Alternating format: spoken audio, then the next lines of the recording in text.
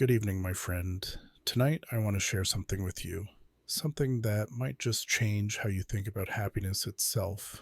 What if everything you believed about finding peace was backwards? What if the very things you chase every single day, success, pleasure, security, approval, were the exact reasons you feel unfulfilled? What if the path to contentment was not about getting more, but about wanting less? Now, I know that sounds strange. We live in a world that tells us happiness is around the next corner, the next promotion, the next relationship, the next purchase. And yet, here you are tonight, perhaps unable to sleep, perhaps searching for something you cannot quite name. 2,500 years ago, a young prince asked the same questions you are asking now. He had everything: palaces, servants, a beautiful wife, a newborn son, unlimited wealth. And yet, something was missing. Something profound. Something that all his gold could not buy. His name was Siddhartha Gautama. And his journey from confused prince to enlightened Buddha created a philosophy that has transformed billions of lives across thousands of years. Tonight, as you rest your head and let the day fade away, I am going to walk you through the entire philosophy of Buddhism, from its origins in ancient India to its spread across Asia to its profound relevance in your life right now. You will learn why suffering exists and, more importantly, how to end it. You will discover the Noble Eightfold Path that Buddha called the roadmap to liberation. You will explore different schools of Buddhism, from the discipline of Zen to the mysticism of Tibet. And by the end of our journey together, you will understand a secret that took one prince his entire lifetime to discover. So settle in, let your body relax, let your breathing slow. There is nowhere you need to be right now except here, listening to ancient wisdom that somehow feels more relevant today than ever before. Let me take you back to a kingdom in ancient Nepal around 563 BCE, where a baby was born into royalty and a prophecy was made that would terrify a king and ultimately change the course of human history. This is the story of how one man woke up and showed the rest of us how to do the same. In the foothills of the Himalayas, in a kingdom called Kapilavastu, a child was born who would never know hunger, never know pain, and never know the simple truth that all things eventually fade away. His father made absolutely certain of this. King Suddhodana was a powerful ruler of the Shakya clan, and when his wife Queen Maya gave birth to a son named Siddhartha, the kingdom celebrated for days. But the celebration was soon overshadowed by a prophecy that shook the king to his core. A wise sage named Asita came to see the newborn prince, and after examining the child, he began to weep. When asked why he cried, Asita explained that the boy was destined for one of two fates. Either he would become the greatest king the world had ever seen, a universal monarch who would conquer all nations, or he would witness suffering, renounce the world, and become a fully enlightened Buddha who would liberate countless beings from misery. Now, here is what you need to understand about King Suddhodana. He was not interested in spiritual liberation. He wanted his son to be a conqueror, a warrior, a king of kings. The idea of Siddhartha abandoning the throne to become a wandering monk was absolutely unacceptable. So the king devised a plan that would shape the first 29 years of his son's life. He would make sure Siddhartha never saw anything that might trigger spiritual questioning. No old age, no sickness, no death, no suffering of any kind. The prince would live in a bubble of pure pleasure, and he would never want to leave. Suddhodana built 3 magnificent palaces for his son, one for each season of the Indian year. These palaces were surrounded by high walls so the prince could never see what lay beyond. Within those walls, everything was designed for maximum pleasure and minimum discomfort. Only young and healthy servants were allowed near the prince. Wilting flowers were removed before Siddhartha could see them decay. Sick animals were taken away. Old servants were dismissed from duty. The prince grew up believing that youth, health, and beauty were the natural permanent state of all existence, Siddhartha was trained in everything a prince should know: archery, sword fighting, horseback riding, literature, philosophy, music. He excelled at all of it. He was handsome, intelligent, and kind. At 16, he won a bride named Yashodhara by defeating all other suitors in a contest of martial arts. They married and eventually had a son named Rahula. From the outside, Siddhartha's life looked perfect. He had wealth beyond measure, a loving wife, a healthy child, respect from all who knew him, and pleasures available at every moment of every day. Most people would consider this the ultimate success story, but here is where it gets fascinating. Despite having everything, Siddhartha felt something was wrong. There was a restlessness in him that no amount of luxury could satisfy, a quiet voice asking questions he could not articulate. Is this all there is? Why do I feel empty when I have everything? What exists beyond these palace walls that my father worked so hard to hide from me? His father's plan was working perfectly, and yet it contained within it the seeds of its own destruction, because you cannot hide reality forever.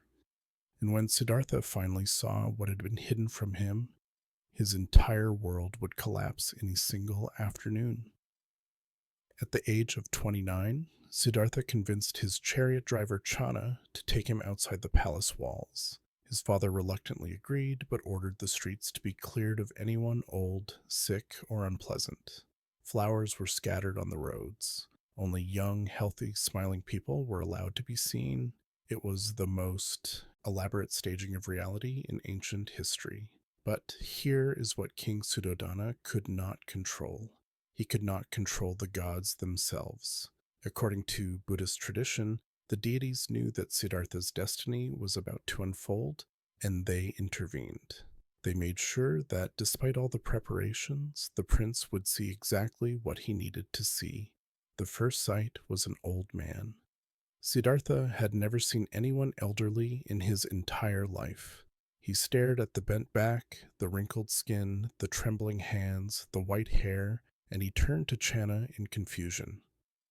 "What is wrong with that man?" he asked. Channa explained that this was simply old age, and that it happens to everyone who lives long enough. "You mean this will happen to me?" Siddhartha asked, "and to Yashodhara, and to my son?" "Yes," Channa replied. "This is the fate of all living beings." The second sight came shortly after. A sick man lying by the road, covered in sores, moaning in pain. Again, Siddhartha had no reference for what he was seeing. "What happened to him?" he asked. Channa explained that this was disease, and that it could strike anyone at any time, regardless of wealth or status or virtue. The body was fragile, prone to break down, never fully under our control. The third sight was the most devastating: a funeral procession carrying a corpse to be cremated. Siddhartha watched as the body was placed on flames and reduced to ash. He learned that death was not something that happened to other people in distant lands. It was waiting for everyone: his parents, his wife, his child, himself. No amount of money or power could prevent it. Now imagine what this felt like for a man who had spent 29 years believing life was an endless garden of pleasure. In a single day, he learned that youth fades, bodies fail, and everyone he loved would eventually die and disappear forever. The existential shock must have been overwhelming, but then came the fourth sight, and this one was different. Siddhartha saw a wandering ascetic, a spiritual seeker who had renounced worldly possessions in search of deeper truth. Despite owning nothing, despite having no home, despite facing the same old age and sickness and death as everyone else, this man radiated peace. He seemed content. He seemed free. Siddhartha asked Channa about this man and learned that some people choose to leave behind ordinary life to search for answers to the deepest questions. Who are we really? Why do we suffer? Is there a way to find lasting peace in a world where everything eventually crumbles to dust? That night, Siddhartha returned to his palace, but he was not the same person who had left that morning.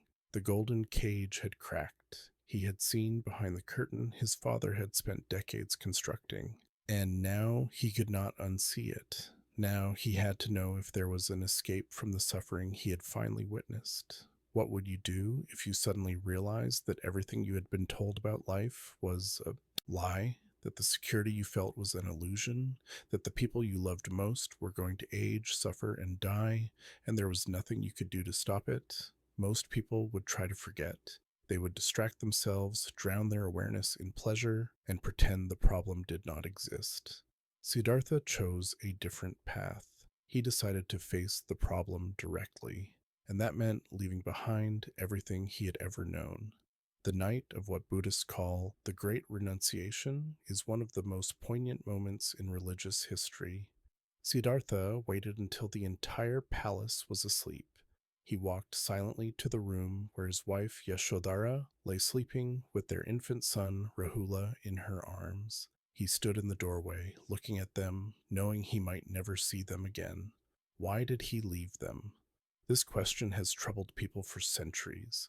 How could a loving father abandon his wife and newborn child? But consider it from Siddhartha's perspective. He believed that all of existence was trapped in an endless cycle of suffering. He believed that unless someone found the way out, his son would grow old, get sick, die, and be reborn into suffering again and again for eternity. The most loving thing he could do was find the cure for this cosmic disease and bring it back to share with everyone, including his family. So in the darkness of midnight, Siddhartha called for his horse Kanthaka and his chariot driver Channa. He took one last look at the sleeping palace and rode out through the gates. According to legend, the gods muffled the sound of the horse's hooves so no one would wake. The prince who had everything was riding toward a life of nothing. When he had traveled far enough from the kingdom, Siddhartha stopped and did something deeply symbolic. He took his sword and cut off his long royal hair, the mark of his princely status. He removed his silk robes and traded them with a passing beggar for simple rags. He sent Channa back to the palace with a message for his father. Do not search for me. I must find the truth. From that moment on, Siddhartha was no longer a prince. He was a homeless wanderer, a seeker, what the Indians called a shramana. He owned nothing except a begging bowl. He slept under trees. He depended on the kindness of strangers for food. The transformation was complete and total. Now, here's what most people do not understand about this moment. Siddhartha was not running away from responsibility. He was running toward the ultimate responsibility. He believed he was engaged in a mission to save all sentient beings from eternal suffering. In his mind, this was not abandonment, but the deepest form of love. For the next 6 years, Siddhartha would search for the answer. He would study with the greatest teachers of his time. He would push his body and mind to absolute limits. He would come close to death more than once, and eventually, sitting under a tree on a full moon night, he would discover what he had been looking for. But that discovery required him to first explore every wrong path until he found the right one. After leaving his palace, Siddhartha did what any serious spiritual seeker of his time would do. He found the most renowned teachers in India and asked them to share their wisdom. His first teacher was a master named Alara Kalama, who taught a sophisticated form of meditation. Siddhartha proved to be an exceptional student, mastering the technique so quickly that Alara invited him to stay and become a co-teacher.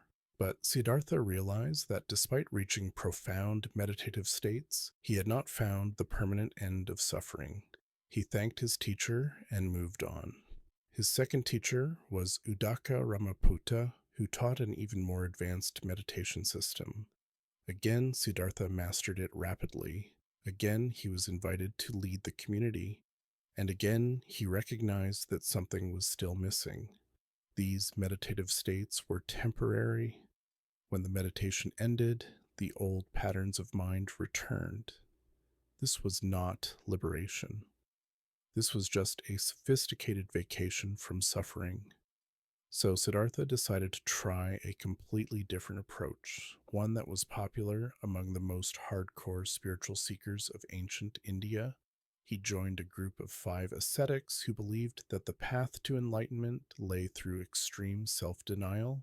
The theory was simple: the body is the source of craving and attachment. If you torture the body enough, you weaken its hold on your consciousness. Eventually, the spirit breaks free.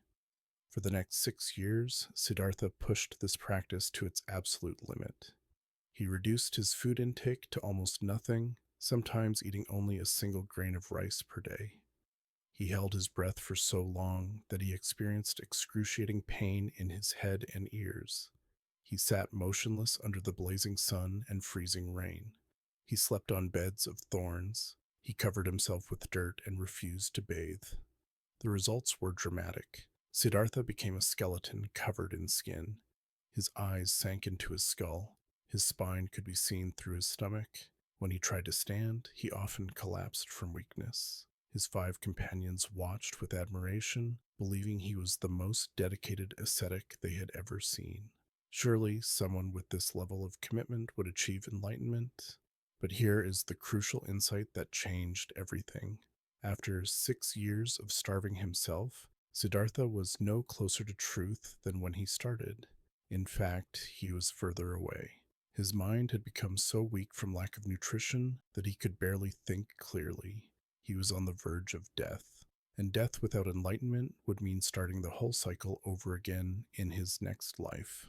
One day, near the banks of a river, Siddhartha finally admitted to himself what he had been avoiding. This path was not working. Extreme denial was just as much of a trap as extreme indulgence had been in his palace days. Both were reactions to the body, either clinging to pleasure or running from it. Neither was the answer. And then something unexpected happened. A young village girl named Sujata came by the river and saw this skeleton of a man near death. Taking pity on him, she offered him a bowl of rice pudding. Siddhartha hesitated. Accepting food would mean breaking his ascetic vows, but something deep inside told him to accept. He ate the pudding, and in that moment, a new path began to reveal itself. When Siddhartha's 5 ascetic companions saw him eating that bowl of rice pudding, they were disgusted. They believed he had given up, that he was weak, that years of practice had been wasted. Without a word, they abandoned him and walked away to continue their fasting elsewhere. Siddhartha was alone again, just as he had been when he left his palace. But this time, something was different. This time, he was on the verge of a breakthrough. The realization that came to him was so simple it might seem obvious to us today. But in the context of ancient Indian spirituality, it was revolutionary. Siddhartha understood that the path to enlightenment was not through extreme pleasure, as his palace life had demonstrated, nor was it through extreme pain, as his ascetic years had proven. The answer lay somewhere in between. He called this the middle way. Think of it like tuning a stringed instrument. If the strings are too loose, they produce no sound. If they are too tight, they snap. Only when the tension is just right does the instrument produce beautiful music. The body and mind work the same way. Starve them, and they become too weak to function. Indulge them, and they become too distracted by pleasure. Balance them properly, and they become capable of extraordinary clarity. This insight transformed Siddhartha's entire approach. He began eating moderately, neither fasting nor feasting. He rested when tired, but did not become lazy. He practiced meditation, but did not push himself to the point of exhaustion. His strength returned, his mind cleared, and he felt a deep certainty that the final answer was now within reach. Siddhartha began walking toward a place called Bodh Gaya in what is now the Indian state of Bihar. There was a large fig tree there, later known as the Bodhi tree, and something drew him toward it. A grass cutter named Satya saw him passing and spontaneously offered him a bundle of kusha grass. Siddhartha accepted it and arranged the grass into a cushion beneath the Bodhi tree, and then he made a vow that would determine the fate of his quest. He sat down on that grass cushion, crossed his legs, straightened his spine, and declared, I will not rise from this spot until I have attained supreme enlightenment. Even if my blood dries up and my flesh withers away, I will not move from this seat until I have found the truth. This was not arrogance. This was the culmination of years of searching, learning, failing, and refining. He had studied with the best teachers. He had pushed asceticism beyond all reasonable limits. He had discovered the middle way. Now there was nothing left to do but face his own mind directly and see what lay at the bottom of consciousness itself. The sun was setting over Bodh Gaya, the full moon was rising, and the former prince who had become a skeleton, who had become a balanced seeker, was about to become something else entirely. What happened during that long night under the Bodhi tree is one of the most significant events in human spiritual history. It was not peaceful. It was not easy. It was a battle against every force of delusion that exists within the human mind. As Siddhartha sat beneath the Bodhi tree that full moon night, something sensed that he was about to break free from the endless cycle of suffering. In Buddhist mythology, this something is personified as Mara, the Lord of Illusion, the embodiment of everything that keeps beings trapped in confusion and craving. Whether you understand Mara as a literal demon or as a metaphor for the obstacles within our own minds, what happened next was the ultimate test. Mara first sent his armies against Siddhartha. Terrifying creatures hurled weapons, flames, and storms at the meditator, but Siddhartha's concentration was unshakable. The arrows turned into flowers before they could touch him. The flames became cooling breezes. He did not move.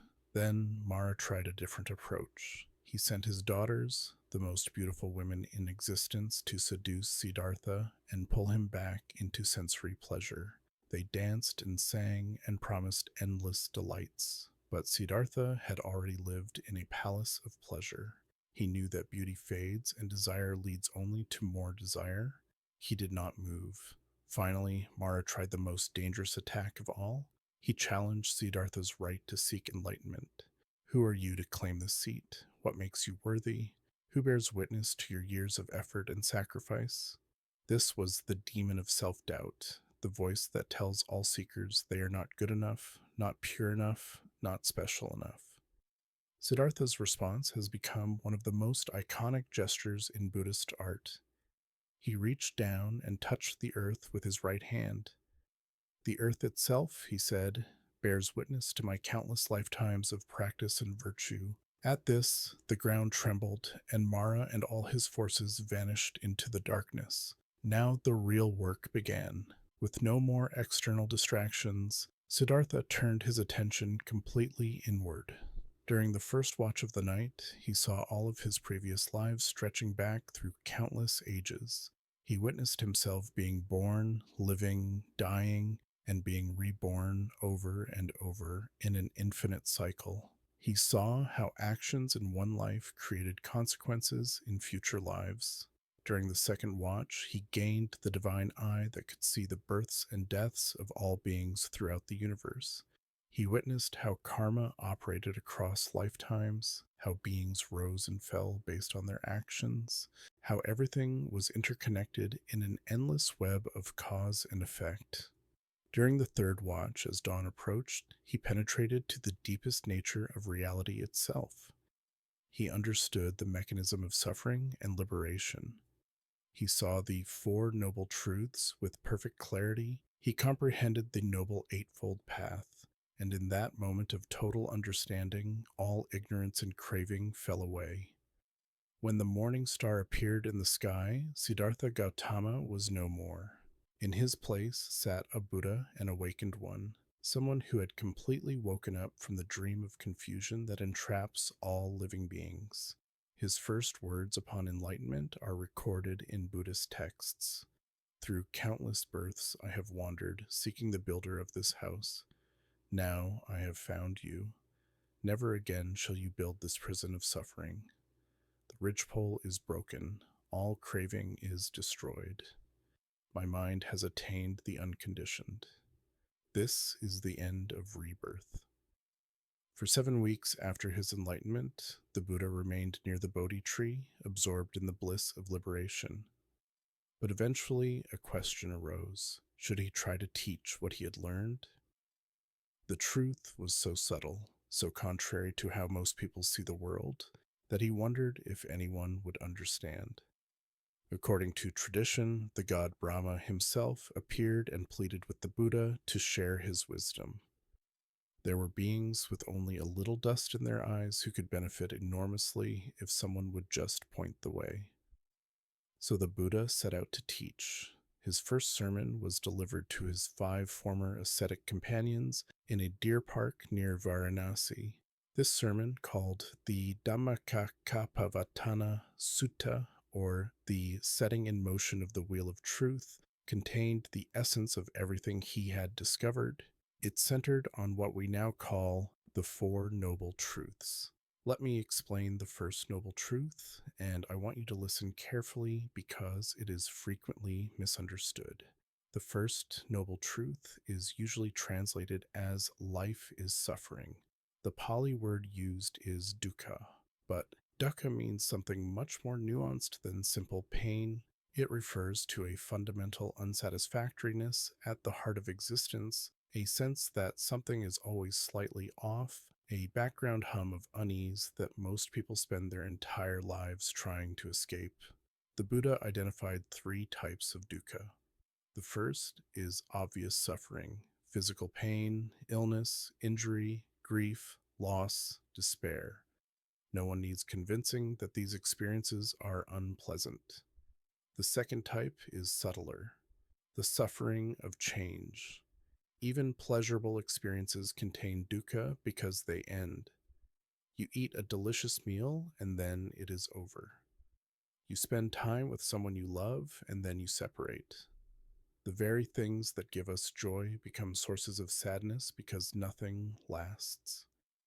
The third type is the most profound: the suffering of conditioned existence itself.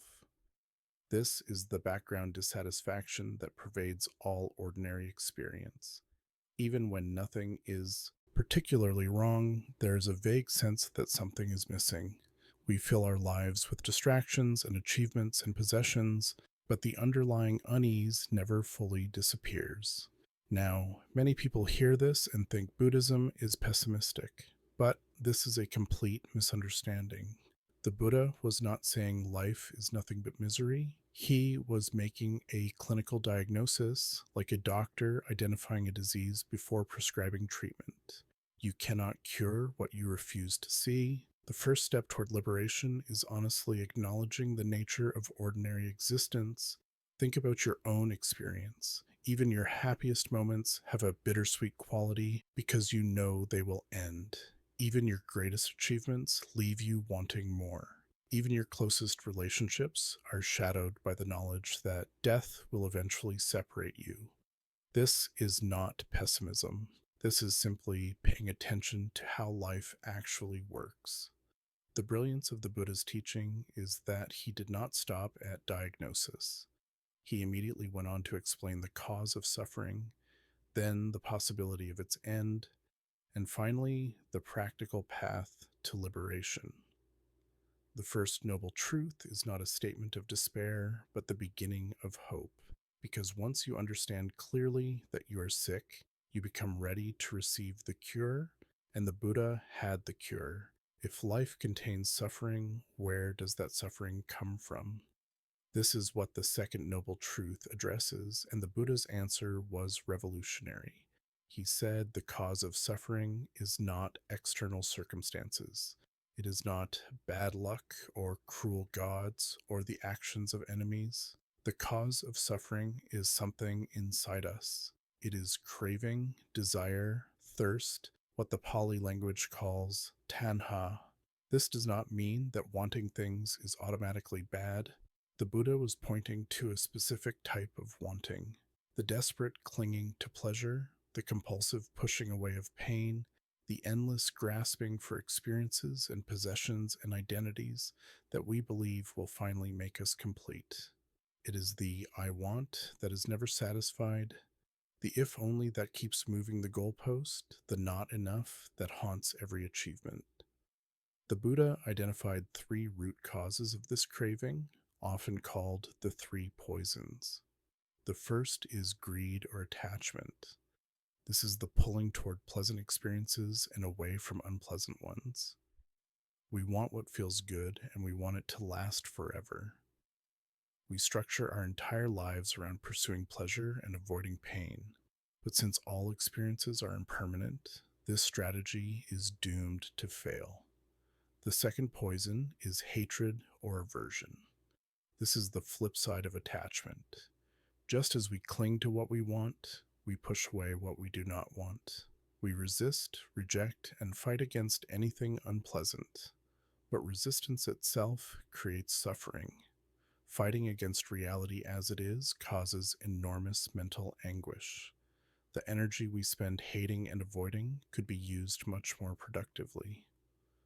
The third poison is delusion or ignorance. This is the failure to see things as they truly are. We believe permanent things are impermanent and impermanent things are permanent. We imagine that happiness comes from outside ourselves when it actually comes from within. We believe we are separate individual cells when in fact we are interconnected processes without fixed identity. This fundamental misunderstanding of reality is what makes the other two poisons possible. Here is the profound insight that most people miss.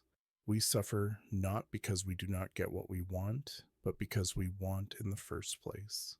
The problem is not that life fails to satisfy our desires. The problem is that the desires themselves create a state of constant dissatisfaction.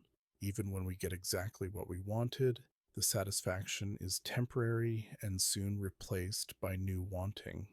Think about your own experience. Remember a time when you desperately wanted something and finally got it? How long did the satisfaction last? A few days? A few hours?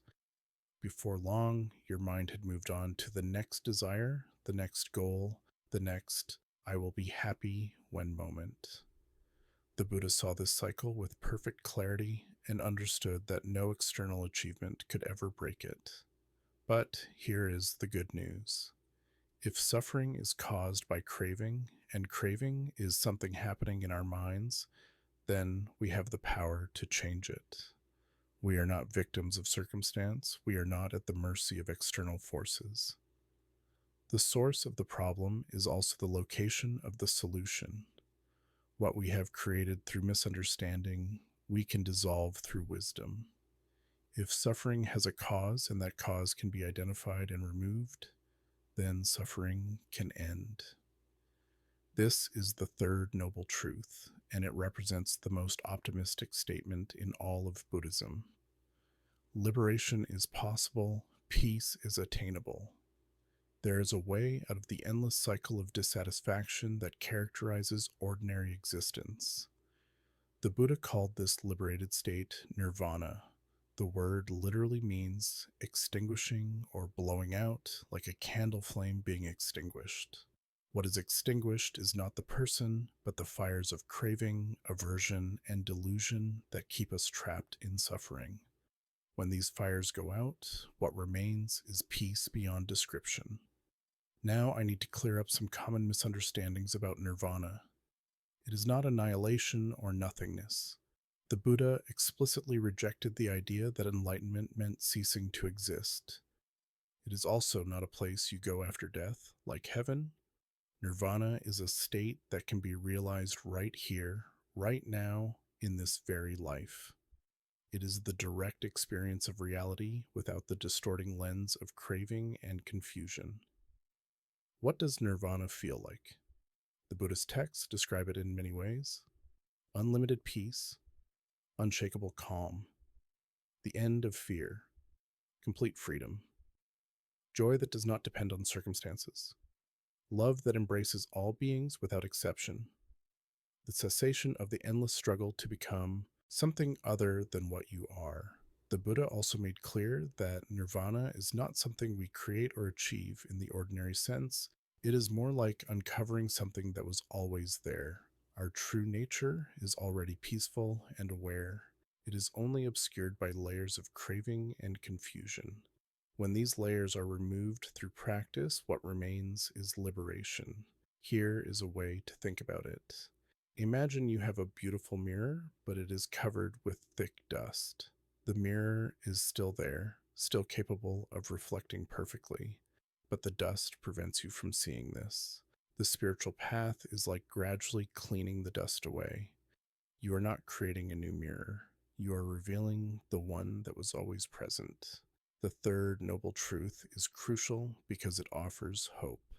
Without the possibility of liberation, the first and second noble truths would simply be depressing observations about the human condition.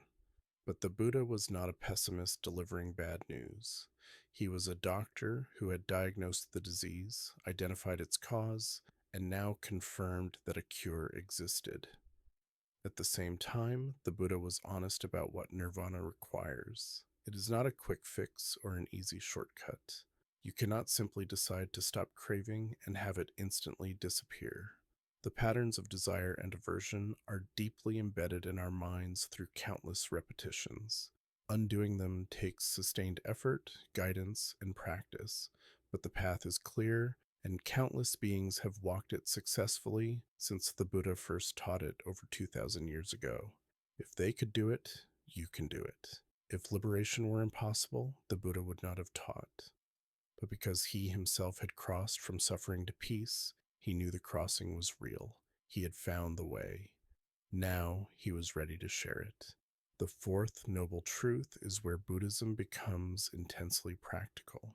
It is one thing to say that suffering exists, that it has a cause, and that liberation is possible. It is quite another to explain exactly how to achieve that liberation. The Buddha did not leave his followers with vague platitudes or mystical mysteries.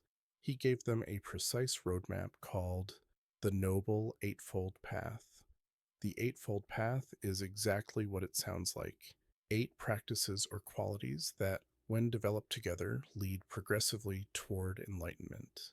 These 8 steps are traditionally divided into 3 categories: wisdom, ethics, and mental discipline. All 3 categories work together, supporting and reinforcing each other. The wisdom category contains right view and right intention. These are about how you understand reality and what you aim for in life. Without proper understanding, your efforts will be misdirected. Without proper intention, you will not have the motivation to continue when practice becomes difficult. The ethics category contains right speech, right action, and right livelihood. These are about how you behave in the world, how you treat other beings, and how you earn your living. The Buddha understood that you cannot have a peaceful mind if your behavior creates constant conflict and harm. Ethics and meditation support each other. The mental discipline category contains right effort, right mindfulness, and right concentration. These are about training the mind directly through meditation and continuous awareness. This is where the transformation happens, where craving and confusion are actually dissolved, where liberation becomes reality. Now, here's something important to understand. The Eightfold Path is not a ladder where you complete step 1 before moving to step 2. It is more like 8 spokes of a single wheel, all rotating together. You work on all 8 aspects simultaneously, each one strengthening the others. Progress in meditation deepens your ethical sensitivity. Ethical behavior calms the mind for meditation. Wisdom informs both practice and conduct. The word right in each step requires some explanation. It does not mean morally correct in a judgmental sense. The Pali word sama means complete, perfect, or ideal. Right view is complete view, seeing things as they actually are. Right action is complete action, acting in harmony with reality rather than against it. Another important point is that the Eightfold Path is not a system of commandments imposed by an authority. The Buddha was not a god giving orders. He was a teacher sharing what he had discovered through his own experience. He invited his followers to test his teachings themselves, not to accept them on blind faith. If the practices work, keep using them. If they do not, let them go. Over the next few sections, we will explore each step of the Eightfold Path in more detail. You will learn what right view means in practice, how to cultivate right intention, how to speak and act and earn a living in ways that support awakening. You will discover the three aspects of mental training that form the heart of Buddhist practice. By the time we are finished, you will have a complete understanding of the practical path the Buddha taught 25 centuries ago and that millions still walk today. The Eightfold Path begins with wisdom, and wisdom begins with right view. This is the most fundamental step because everything else depends on how you see reality. If your basic understanding is mistaken, all your efforts will be misdirected, like trying to drive to a destination using a wrong map. You may work very hard, but you will not arrive where you want to go. Right view means seeing the world as it actually is, not as we wish it were or fear it might be. At its core, right view means understanding the Four Noble Truths themselves, that suffering exists, that it has a cause, that liberation is possible, and that there is a path. But it goes deeper than intellectual understanding. Right view is a direct perception of reality that transforms how you experience every moment. Three aspects of right view are particularly important. First is understanding impermanence. Everything that arises also passes away. Your body, your thoughts, your emotions, your relationships, your possessions, your very sense of self, all of it is constantly changing. Nothing remains stable. Most of our suffering comes from fighting against this obvious truth, clinging to things we want to stay, and pushing away changes we do not like. Second is understanding cause and effect, what Buddhists call karma. Every action has consequences. Kind actions tend to produce positive results. Harmful actions tend to produce negative results. This is not cosmic punishment or reward, but simply how reality works. When you truly understand this, you naturally become more careful about what you think, say, and do. Third is understanding non-self. This is the most challenging aspect of right view, and we will explore it more deeply later. For now, understand that Buddhism denies the existence of a permanent, unchanging soul or ego at the center of your experience. What you take to be a solid self is actually a constantly changing process, a collection of physical and mental phenomena with no fixed core. The second step in the wisdom category is right intention, also translated as right thought or right resolve. This is about what motivates your actions and practice. The Buddha identified three aspects of right intention. First is the intention of renunciation, letting go of excessive attachment to sensory pleasures. This does not mean never enjoying anything, but rather not depending on pleasures for your happiness. Second is the intention of goodwill, wishing for the happiness and well-being of all beings, including yourself. This is actively cultivating kindness, compassion, and love. Third is the intention of harmlessness, committing to not causing suffering to any being through your actions, speech, or thoughts. This is the motivation behind all Buddhist ethics. These two wisdom steps, right view and right intention, form the foundation for everything else. Without seeing reality clearly, you cannot act skillfully. Without proper motivation, you will not sustain the effort required for liberation. They inform how you practice, why you practice, and what you are ultimately trying to achieve. What is beautiful about the Buddhist approach is that wisdom and practice develop together. As you meditate and behave ethically, your view becomes clearer. As your view becomes clearer, your meditation deepens and your ethics become more refined. It is a positive spiral leading ever closer to freedom. The Buddha understood something that modern psychology has only recently confirmed. We cannot separate our inner life from our outer behavior. A mind full of guilt over harmful actions cannot be peaceful. A life built on deception and exploitation creates constant anxiety. Ethics are not optional extras for nice people. They are essential foundations for mental clarity and spiritual progress. Right speech is the first ethical step on the Eightfold Path. The Buddha gave specific guidelines for what this means in practice. First, avoid lying. Say only what you believe to be true. Second, avoid divisive speech. Do not say things that create conflict or turn people against each other. Third, avoid harsh speech. Even when truth must be spoken, speak it gently and with kindness. Fourth, avoid idle chatter. Do not waste your words on gossip and meaningless conversation that adds nothing valuable.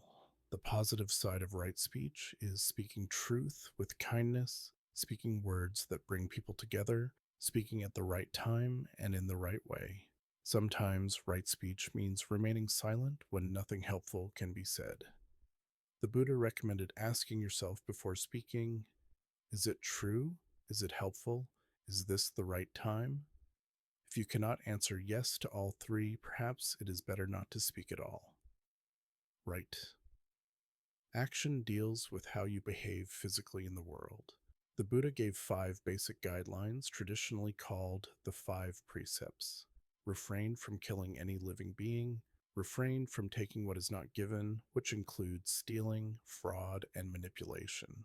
Refrain from sexual misconduct, which means avoiding harm through sexual behavior.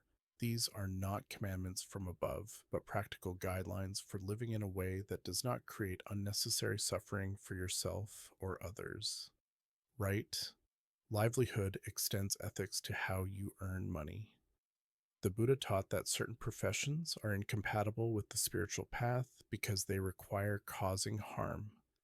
Specifically, he mentioned trading in weapons, trading in living beings, including slavery and prostitution, trading in meat, trading in intoxicants, and trading in poisons. More broadly, right livelihood means earning a living in a way that does not involve deception, exploitation, or harm to others.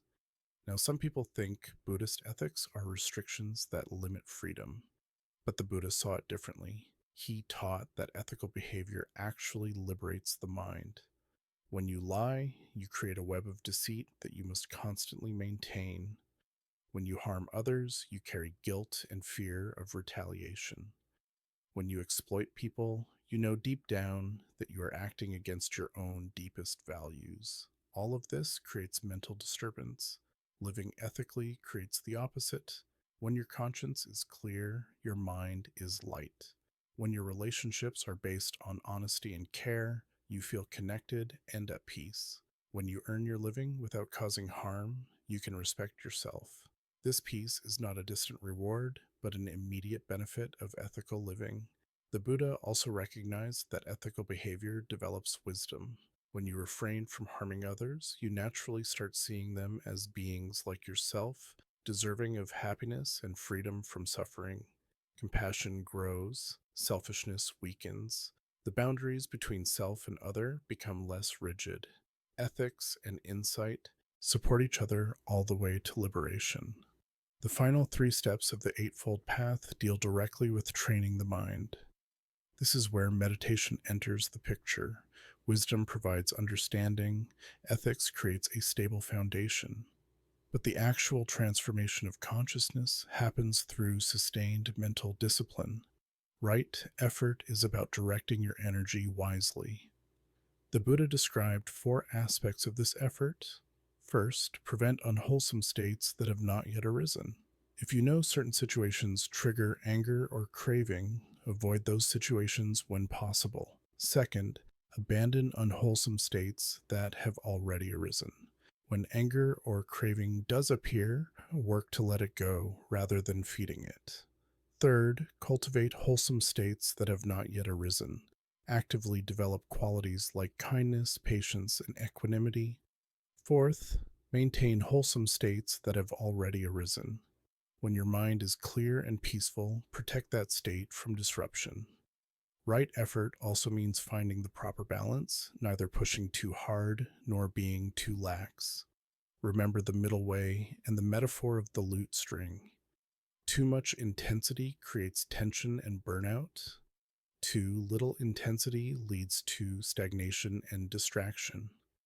The skillful practitioner learns to modulate effort according to what the moment requires. Right mindfulness is perhaps the most well known Buddhist practice in the modern world. Mindfulness means present moment awareness, paying full attention to what is happening right now without judgment or reactivity. The Buddha taught four foundations of mindfulness. First is mindfulness of the body, awareness of breathing, physical sensations, postures, and movements. Second is mindfulness of feelings, noticing whether experiences are pleasant, unpleasant, or neutral without automatically reacting to them. Third is mindfulness of the mind, observing mental states like anger, desire, confusion, or clarity as they arise and pass away. Fourth is mindfulness of mental objects, examining thoughts, concepts, and patterns to understand how the mind constructs experience. The key to mindfulness is observation without identification. You see thoughts arise without believing you are your thoughts. You notice emotions without being swept away by them. This creates a space between stimulus and response where wisdom can enter. Right concentration refers to the deep states of meditative absorption called jhanas. Through sustained practice, the mind becomes so focused that it enters states of profound calm, clarity, and bliss. These states are not the goal in themselves, but powerful tools for developing insight. In deep concentration, the mind becomes sharp enough to perceive subtle truths that are invisible in ordinary distracted consciousness. There are traditionally four jhanas, each deeper than the last. In the first jhana, directed thought and evaluation are present along with joy and happiness. In the second, thought subsides and only joy and happiness remain. In the third, joy fades but happiness continues. In the fourth, even happiness transforms into pure equanimity and one-pointed awareness. These three mental discipline steps, effort, mindfulness, and concentration, work together in meditation practice. You apply effort to stay focused. You use mindfulness to notice when the mind wanders. You develop concentration through consistent practice. Over time, the mind becomes stable, clear, and capable of seeing through the illusions that create suffering. The wisdom steps provide direction, the ethics steps provide foundation, the mental discipline steps provide the engine that actually drives transformation. Beyond the Four Noble Truths and the Eightfold Path, the Buddha taught that all of existence is characterized by three fundamental marks or characteristics. Understanding these three marks is essential for developing the insight that leads to liberation. They are impermanence, suffering, and non-self. The first mark is impermanence, anicca in Pali. Everything that exists is in constant flux. Your body is not the same body you had 7 years ago. Every cell has been replaced. Your thoughts change from moment to moment. Your emotions rise and fall like waves. Your relationships evolve over time. The civilizations that once seemed eternal have crumbled to dust. Nothing in the entire universe remains stable and unchanged. This is not philosophy or theory. It is direct observable reality. Sit quietly and watch your own mind for 10 minutes. Notice how thoughts appear and disappear. Notice how sensations arise and fade. Notice how even your sense of being a watcher seems to shift and change. Impermanence is not something you need to believe. It is something you can see directly when you pay attention. The second mark is suffering or unsatisfactoriness, dukkha. We have already explored this as the first noble truth. The point here is that dukkha is not a problem to be solved, but a characteristic of all conditioned existence. As long as we are identified with impermanent things and trying to make them permanent, as long as we are craving and clinging, unsatisfactoriness will persist. This mark points back toward the diagnosis the Buddha made. The third mark is non self, anatta, and this is Buddhism's most radical and often misunderstood teaching. The Buddha denied the existence of a permanent, unchanging self or soul at the center of experience. What we take to be I or me or mine is actually a constantly changing collection of physical and mental processes with no fixed core. This teaching seems to contradict our deepest intuitions. Surely there is someone here experiencing life, making decisions, having this conversation. But the Buddha invited his followers to look closely and see for themselves. Can you find this self? When you search, you find only body, feelings, perceptions, mental formations, and consciousness, all of which are changing. The self you assume exists is more like an optical illusion, a convenient label applied to a process rather than a thing. Why does this matter? Because the sense of a separate self is what makes craving and aversion possible. I want this. I fear that. I am angry. I am anxious. Without the illusion of self, there is no one to crave or hate. There is just experience arising and passing, awareness without ownership. This does not mean you become a passive vegetable or that nothing matters. It means you stop taking things personally in a very literal sense. You stop defending an image, stop trying to make a non existent self happy, stop fearing the death of something that was never born. Liberation arises naturally when the illusion of self is seen through. The three marks work together. Because everything is impermanent, including what you take to be yourself, clinging to anything causes suffering. Understanding this intellectually is useful, but not enough. The marks must be seen directly through sustained meditation practice.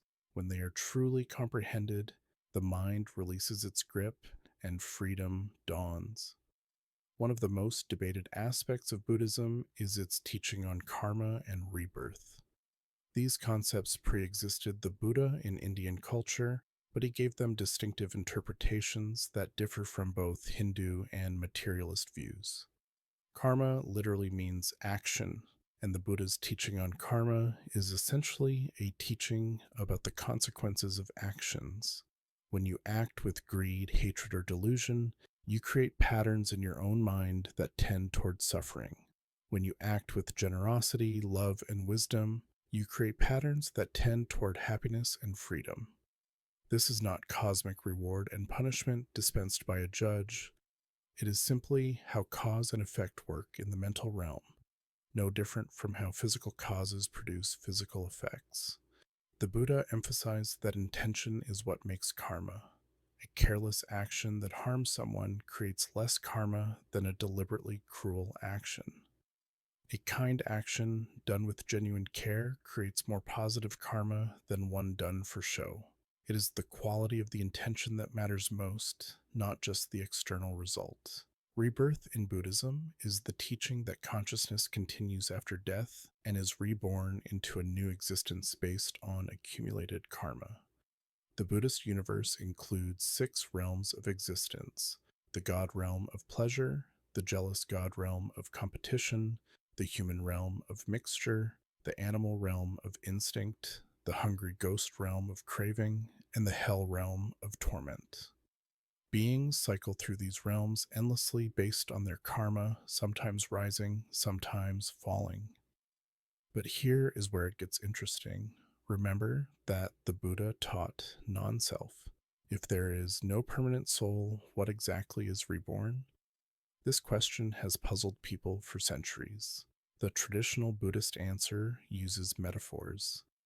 Consider a candle flame that lights another candle. The second flame is not the same as the first, but it is not entirely different either. There is continuity without identity. What passes from life to life is not a fixed self, but a stream of consciousness, constantly changing, yet connected through cause and effect. The karma accumulated in this life influences the conditions of the next, like how your actions today influence your circumstances tomorrow, except across the boundary of death. Now, some modern practitioners accept rebirth literally, while others interpret it metaphorically. You can see rebirth happening moment to moment as old states of mind die and new ones arise. Every morning, you wake up as a somewhat different person than who fell asleep. Every major life transition is a kind of death and rebirth. The Buddha's teaching remains valuable regardless of which interpretation you prefer. What matters practically is understanding that your actions have consequences. How you live today shapes who you become tomorrow. The mental patterns you cultivate now will persist and grow stronger. If you want peace in the future, plant seeds of peace today. If you want wisdom later, begin practicing now. Karma is not fate. You are not doomed by past actions. Every moment offers the opportunity to make new choices that create better karma. The past shapes the present, but the present shapes the future. This is profoundly empowering. You are not a victim of circumstances, but an active participant in creating the conditions of your own liberation. The ethical dimension of Buddhism is formalized in the 5 precepts, voluntary commitments that Buddhist practitioners undertake as training rules for living skillfully.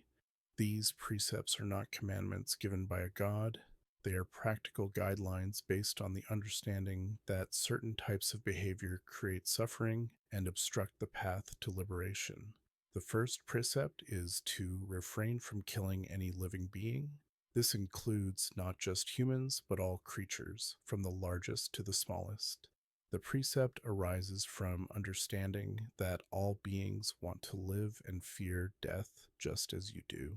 When you kill, you create suffering and also reinforce aggressive tendencies in your own mind that work against peace. In practice, most Buddhists interpret this precept as avoiding unnecessary harm.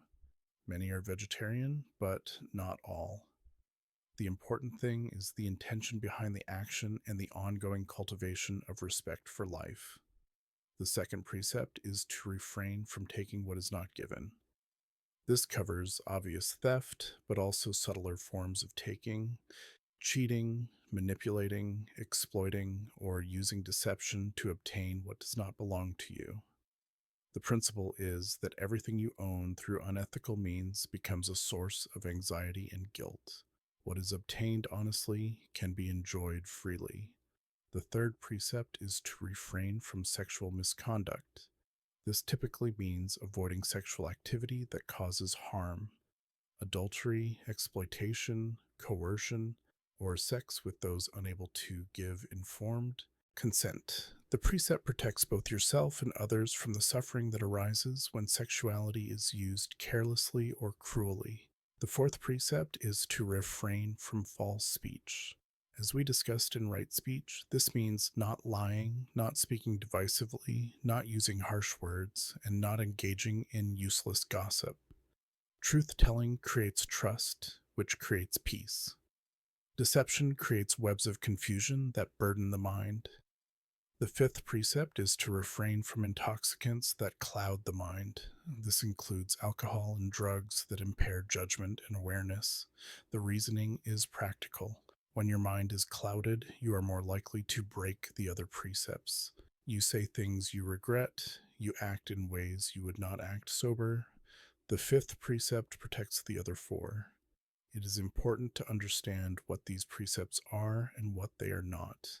They are training rules, not religious laws. Breaking them does not result in divine punishment. Instead, breaking them creates mental disturbance and negative karma that the practitioner will have to work through later. They are undertaken voluntarily as support for practice, not as obligations imposed from outside. The precepts are also expressed in the positive. Not killing means actively protecting life and cultivating compassion. Not stealing means practicing generosity and contentment. Not lying means speaking truth that heals and helps. The precepts are not just about avoiding bad behavior, but about actively cultivating good behavior.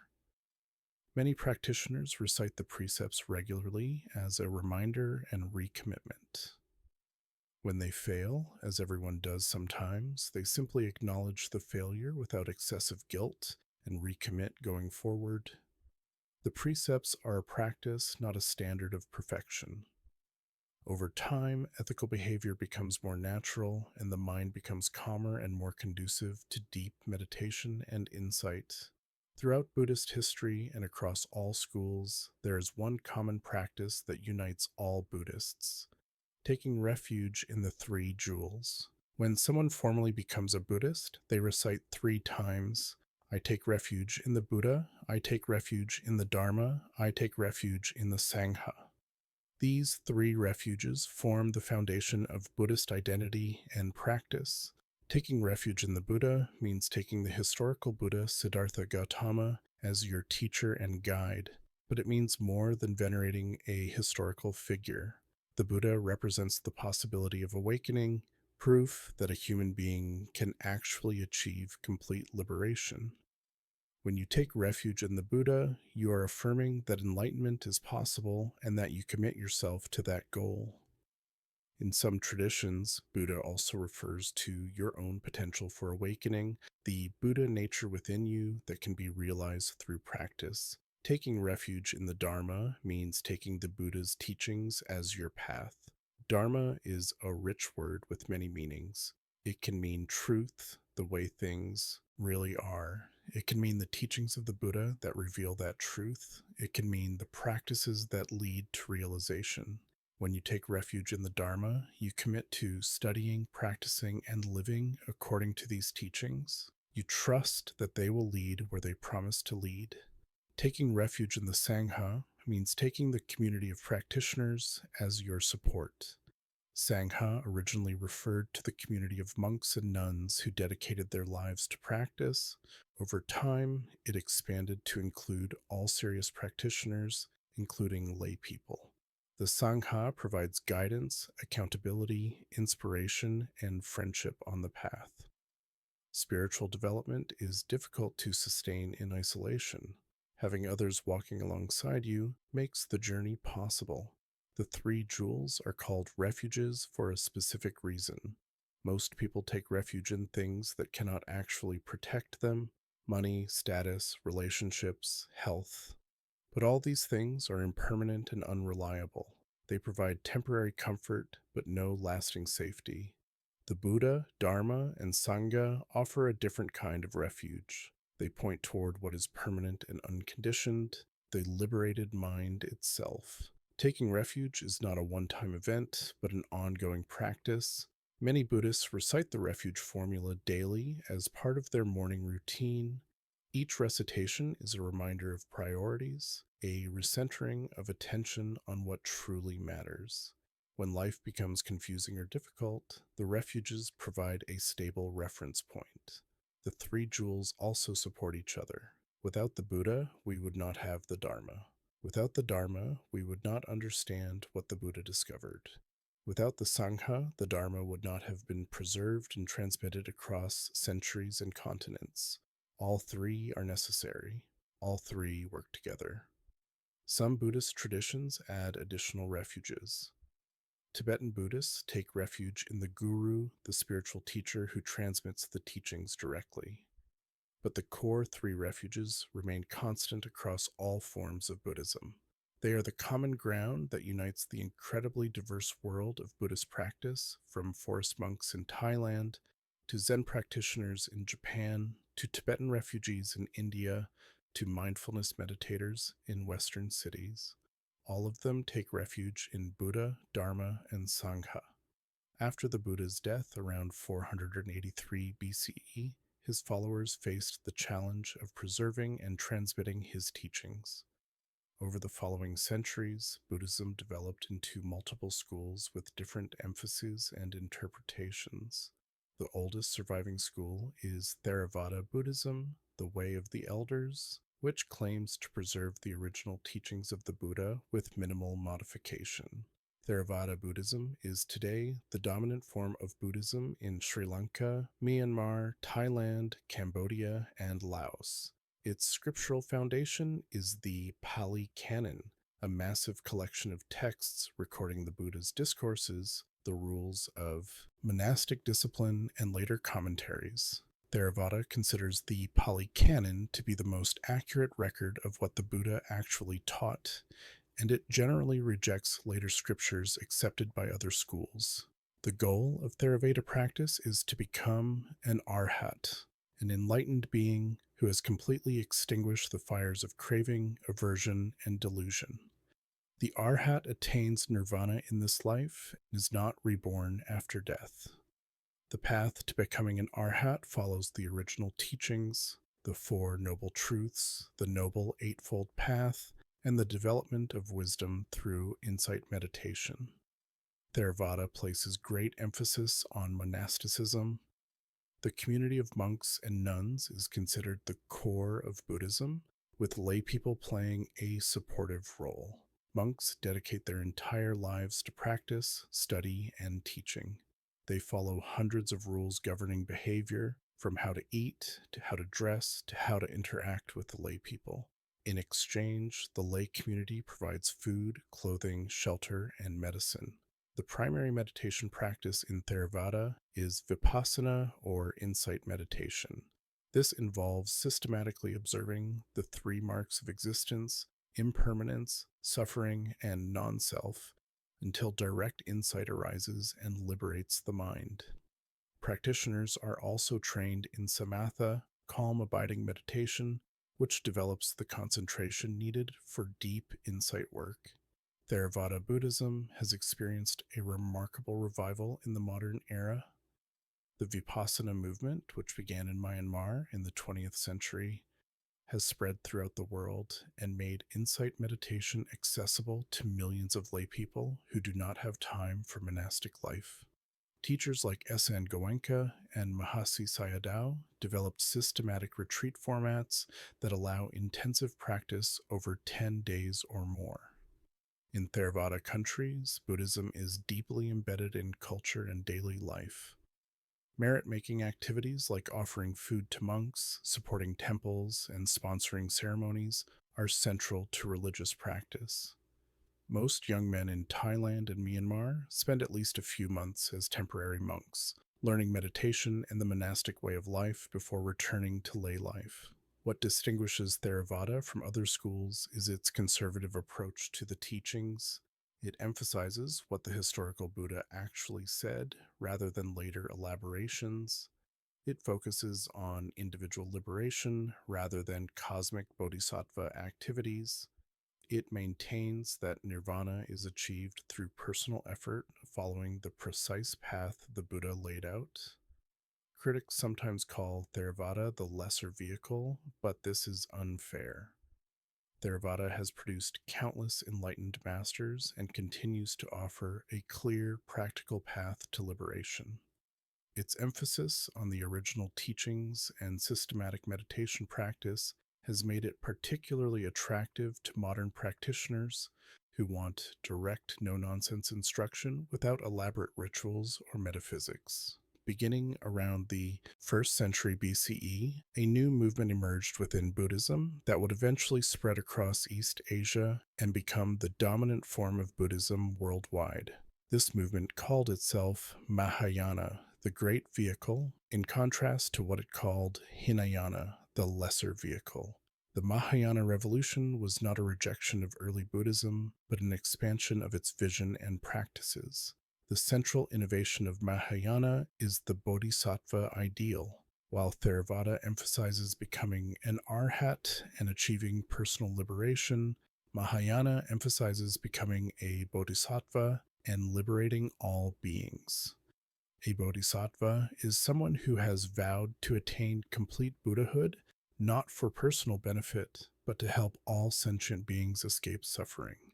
The bodhisattva may even postpone their own final liberation to continue working for others across countless lifetimes. This shift has profound implications. The goal is no longer just personal peace, but universal salvation. Compassion becomes as important as wisdom. The spiritual path expands from a narrow track to liberation into a vast cosmic journey spanning infinite time and space. The Bodhisattva works in countless ways, teaching, healing, protecting, and appearing in whatever form beings need. Mahayana also introduced new philosophical developments. The doctrine of shunyata, or emptiness, teaches that all phenomena are empty of inherent existence.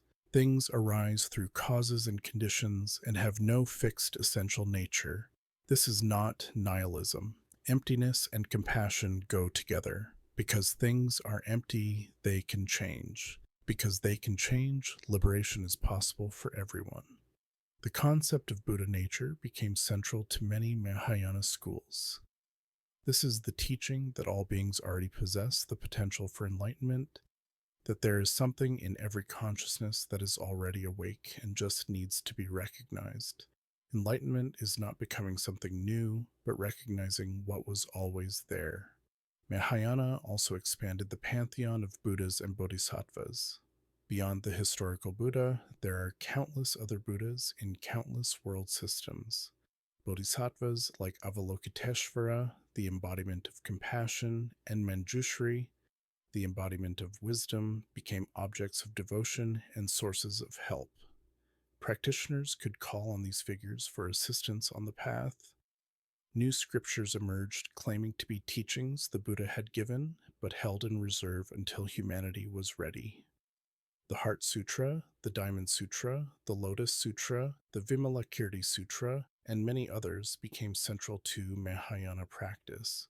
These texts often use paradox, poetry, and elaborate imagery rather than the straightforward style of early Buddhism. Mahayana spread from India to China, Korea, Japan, Vietnam, and Tibet. In each culture, it adapted and developed in unique ways. Pure Land Buddhism focused on devotion to Amitabha Buddha. Chan and Zen emphasized direct insight. Tibetan Buddhism developed elaborate tantric practices. Despite their differences, all these schools share the bodhisattva ideal, the emphasis on emptiness, and the vision of universal liberation. Today, Mahayana remains the largest branch of Buddhism by number of practitioners. Its combination of philosophical depth, devotional practices, and emphasis on compassion for all beings has proven remarkably adaptable across cultures and centuries. The Bodhisattva path continues to inspire millions who aspire to awaken, not just for themselves, but for the benefit of all. Of all the schools of Buddhism, Zen is perhaps the most famous in the West and the most misunderstood. Its distinctive style, combining strict discipline with iconoclastic freedom, has attracted generations of seekers looking for something beyond conventional religion. But what exactly is Zen and what makes it unique? Zen originated in China around the 6th century, where it was called Chan, derived from the Sanskrit word dhyana, meaning meditation. According to tradition, an Indian monk named Bodhidharma brought a special transmission of the Buddha's awakening to China, a transmission that went beyond scriptures and intellectual understanding to the direct pointing at the human heart. Chan later spread to Korea, where it is called Seon, and to Japan, where it became known as Zen. The Japanese term has become the common English name. Zen emphasizes direct experience over study and ritual. The famous 4 statements attributed to Bodhidharma summarize the approach.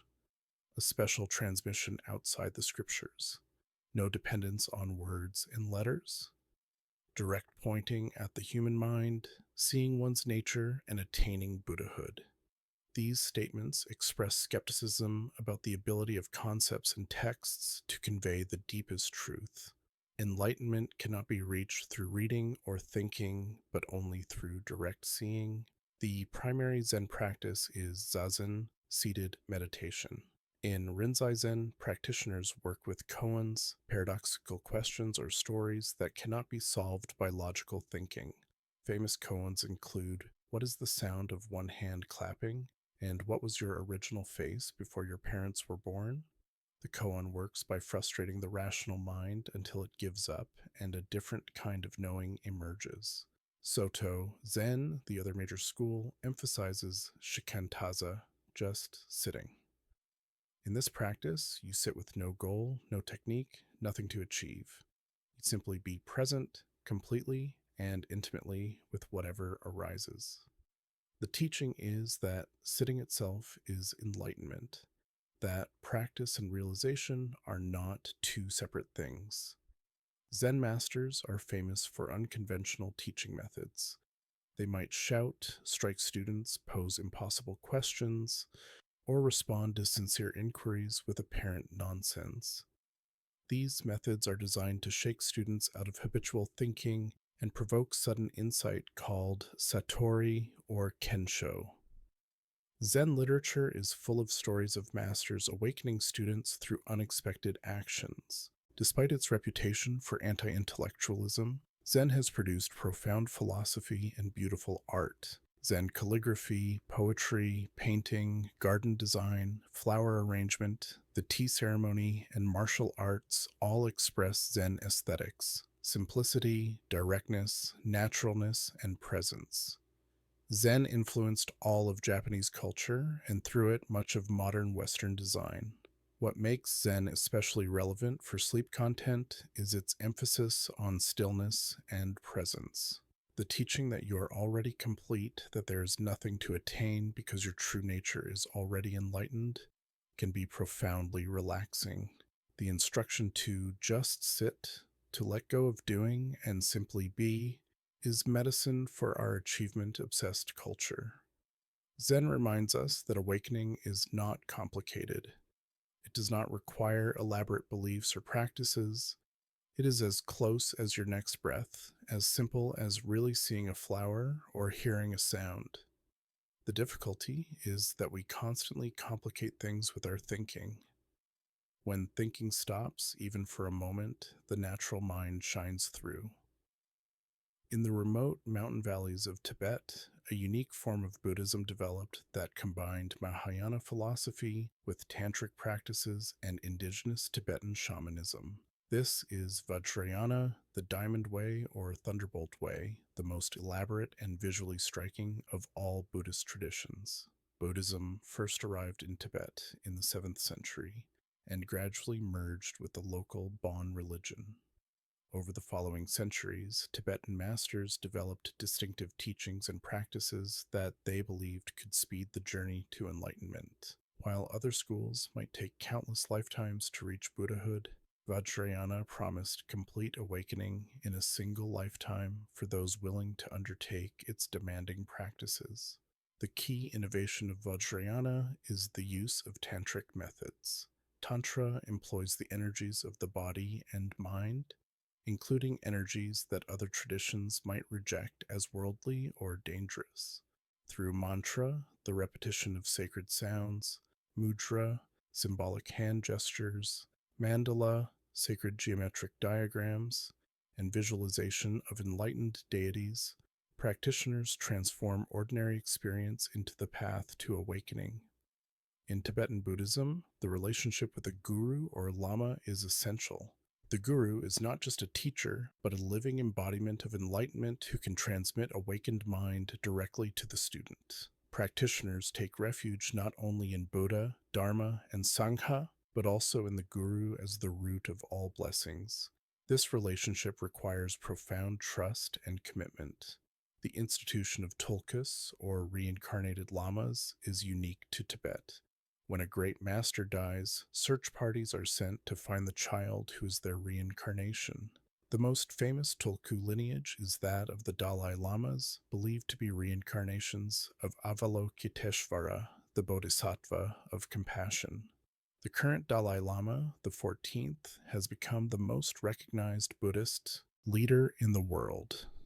Tibetan Buddhism is known for its texts on death and dying, especially the Bardo Thodol, commonly called the Tibetan Book of the Dead.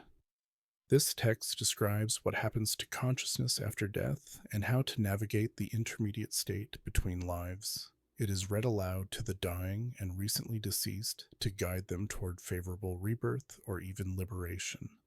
The elaborate rituals, colorful art, and detailed cosmology of Tibetan Buddhism can seem overwhelming to outsiders. But behind all the complexity lies the same core teaching. The nature of mind is already enlightened, already Buddha. All the practices are methods for recognizing what is already there, like clearing clouds to reveal the sun that was always shining. In 1959, the Chinese occupation of Tibet forced the Dalai Lama and thousands of Tibetans into exile. This tragedy had an unexpected consequence. Tibetan Buddhism spread throughout the world. Centers now exist in every major Western city. Teachers who would have spent their lives in Himalayan monasteries have shared practices previously reserved for the most advanced practitioners with anyone sincerely interested. Tibetan Buddhism offers particularly rich resources for transforming emotions and working with the mind. Practices like Tonglen, taking in suffering, and giving out happiness cultivate compassion directly. Deity yoga transforms self image from ordinary confused being to enlightened deity. The teachings on the nature of mind point directly at awareness itself. Meditation is the heart of Buddhist practice. While ethics and wisdom are essential, it is through meditation that the actual transformation of consciousness occurs. Every school of Buddhism has developed meditation practices suited to its approach, but certain core practices are shared across traditions. The most fundamental meditation practice is mindfulness of breathing. You sit in a stable, comfortable posture, close your eyes, and bring attention to the breath. You notice the sensation of air entering and leaving the nostrils or the rise and fall of the abdomen. When the mind wanders, as it inevitably will, you gently return attention to the breath. This simple practice develops concentration, calms the nervous system, and begins to reveal how the mind works. This practice might sound easy, but anyone who tries it quickly discovers how wild and unruly the mind actually is. Thoughts, emotions, plans, memories, and fantasies arise constantly, pulling attention away from the breath. The practice is not about stopping these distractions, but about noticing when you have been distracted and returning to the present moment. Over time, the periods of stability grow longer and the distractions become less compelling. Samatha, or calm abiding meditation, develops concentration to deeper levels. Through sustained practice, the mind can enter states of profound stillness called jhanas. In these states, ordinary thinking slows or stops, and the mind experiences unusual clarity, bliss, and peace. Samatha creates the mental stability needed for insight work. Vipassana, or insight meditation, uses this stable attention to investigate the nature of experience. You observe how sensations arise and pass away, how thoughts come and go, how even the sense of self appears and disappears. Through direct observation, you begin to see the three marks of existence: impermanence, unsatisfactoriness, and non self. This seeing is not intellectual understanding, but direct perception that transforms the mind. Metta, or loving kindness meditation, cultivates compassion and goodwill. You generate feelings of love and care, first for yourself, then progressively extending to loved ones, neutral people, difficult people, and finally, all beings everywhere. Regular metta practice reduces anger and resentment, increases positive emotions, and supports the ethical dimension of the path. Different traditions emphasize different practices. Theravada focuses on vipassana, Zen emphasizes shikantaza and koan work. Tibetan Buddhism uses visualization and mantra. Pure Land Buddhism uses recitation of the Buddha's name. All these methods work. The best practice is the one you actually do consistently. Beginning a meditation practice is simple. Find a quiet place where you will not be disturbed. Sit in a way that is alert but relaxed. Set a timer for 5 or 10 minutes. Bring attention to the breath. When the mind wanders, gently return. Do this every day. Over weeks and months, gradually increase the duration. Many people find it helpful to learn from a teacher or attend retreats where practice can deepen without the distractions of daily life. But even without a teacher, consistent daily practice will produce results. The benefits are not reserved for monks or special people. The path is open to anyone willing to sit down, pay attention, and persist. Tonight, as you listen to these words, you are already practicing a form of meditation. Your body is relaxed, your attention is focused, your mind is calm. This is the beginning of the journey the Buddha taught 2,500 years ago. Meditation on a cushion is essential training, but the Buddha never intended for mindfulness to stay there. The ultimate practice is bringing awareness into every moment of daily life, transforming ordinary activities into opportunities for awakening. The Vietnamese monk Thich Nhat Hanh, one of the most influential Buddhist teachers of the 20th century, spent his life teaching this integration of practice and daily life. His term Engaged Buddhism emphasizes that enlightenment is not a withdrawal from the world, but a deeper engagement with it. Every step you take, every breath you breathe, every dish you wash can become an expression of awakened presence. Walking meditation is one of the most accessible practices for daily life. Instead of walking lost in thought about where you are going and what you will do when you get there, you bring full attention to the act of walking itself.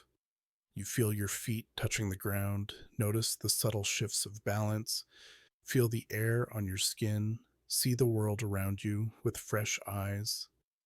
You are not trying to get anywhere, you are arriving fully in each step.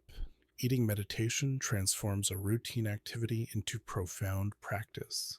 Most of us eat quickly, barely tasting the food, distracted by conversation or screens. Mindful eating means bringing full attention to the experience, the colors and textures of the food, the movements of reaching and lifting, the taste sensations, the process of chewing and swallowing. You also reflect on the interconnected causes that brought this food to your table, the sun and rain, the farmers and truckers, the whole web of life that sustains your body. Mindful listening changes how you relate to others. Instead of waiting for your turn to speak or thinking about what you will say, you give full attention to the person talking. You hear not just words, but tones, emotions, the person behind the words. This quality of presence is one of the greatest gifts you can offer another human being. Work can become practice when you bring full attention to whatever you are doing. Whether your job involves typing, building, teaching, or cleaning, you can do it with complete presence, and the quality of the work improves, but more importantly, the quality of your experience transforms. You are no longer counting hours until the workday ends. You are fully alive in each moment. Even difficult emotions can become objects of meditation. When anger or fear or sadness arises, instead of reacting automatically or trying to suppress the feeling, you turn attention toward it with curiosity.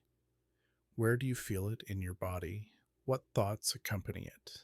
What happens when you simply observe without resistance?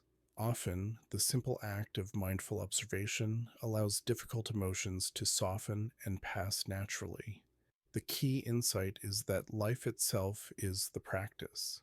You do not need to wait until you have time for formal meditation. You do not need to go on retreat or become a monk. Right here, right now, in whatever circumstances you find yourself, you can wake up to this moment. The teaching is always available. The path is always open. As Thich Nhat Hanh wrote, every day we are engaged in a miracle which we do not even recognize. A blue sky, white clouds, green leaves, the curious eyes of a child. When we know how to look, everything becomes our teacher. People often ask, is Buddhism a religion or a philosophy? The honest answer is that it does not fit neatly into either category. Buddhism has elements of both, and also elements that transcend both, making it uniquely adaptable to modern life and particularly compatible with science and psychology. Unlike most religions, Buddhism does not require belief in a creator god.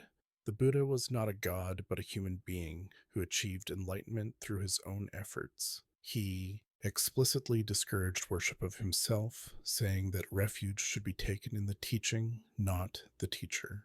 There is no divine revelation in Buddhism, no holy book dictated by God, no commandments enforced by supernatural punishment.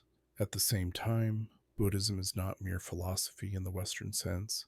Philosophy typically means analyzing concepts and arguing positions.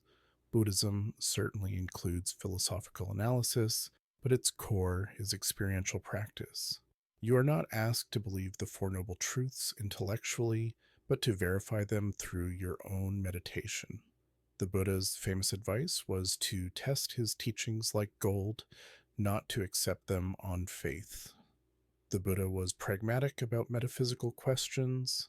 When asked about the origins of the universe, the existence of the soul, or what happens to an enlightened being after death, he often remained silent or answered only indirectly.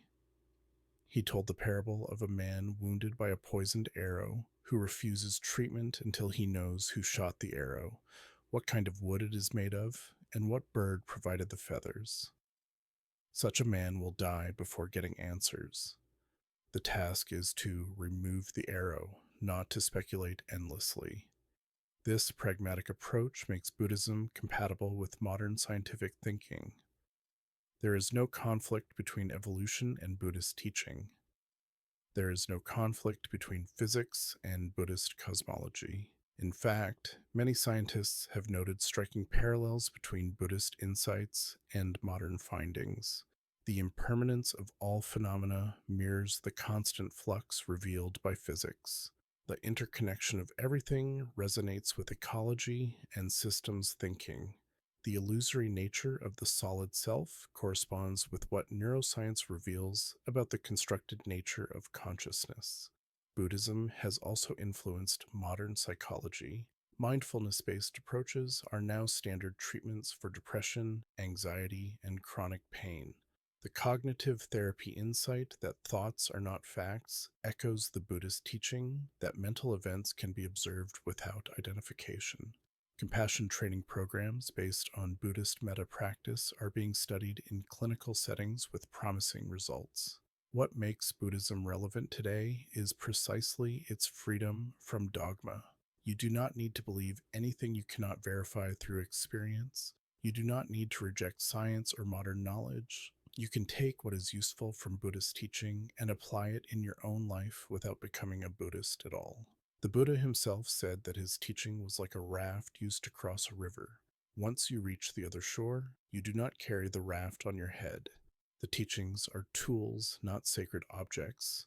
They are valued for what they do, not for what they are. Tonight, you do not need to become a Buddhist to benefit from what you have heard.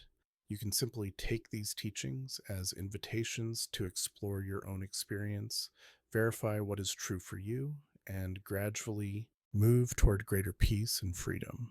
And so, my friend, we come to the end of our journey through the philosophy of Buddhism. We have traveled far together tonight, from a sheltered palace in ancient Nepal to the branches of the Bodhi tree, from the Buddha's first sermon to the diverse schools that spread his teaching across continents and centuries. Let me leave you with the essence of what we have explored. Suffering exists because we cling to things that cannot be held. We grasp at pleasure and push away pain, and in this grasping and pushing, we create our own anguish. But liberation is possible by seeing clearly how the mind works, by cultivating wisdom and compassion, by walking the middle way between indulgence and denial. We can find peace that does not depend on circumstances. The Buddha did not ask anyone to believe him. He asked people to test his teachings through their own experience. Tonight, you do not need to accept everything you have heard as true. You can simply take what resonates and explore it in your own life. Perhaps you will remember the teaching of impermanence when you find yourself clinging too tightly to something that is changing. Perhaps you will recall the practice of mindfulness when you notice your thoughts spinning into worry or regret. Perhaps the image of the Buddha sitting beneath the Bodhi tree, committed to awakening no matter what, will inspire you during difficult times. Right now, as you rest and prepare for sleep, you can practice a simple form of Buddhist meditation. Notice your breathing, the gentle rhythm of air entering and leaving your body. Notice how each breath arises and passes away, just as the Buddha taught all phenomena arise and pass away. There is nothing to figure out, nothing to achieve, nothing to become, just this breath, just this moment, just awareness, resting in itself. The teaching of Buddhism is ultimately very simple. Wake up, pay attention, let go of what causes suffering, cultivate what leads to peace, be kind to yourself and all beings. This is the path, this is the practice, this is what the Buddha discovered beneath that tree 2,500 years ago, and what remains as relevant tonight as it was on that full moon evening in ancient India. May you sleep peacefully tonight, carrying ancient wisdom into your dreams. And may you awaken tomorrow a little more aware, a little more compassionate, a little more free. Rest well, my friend.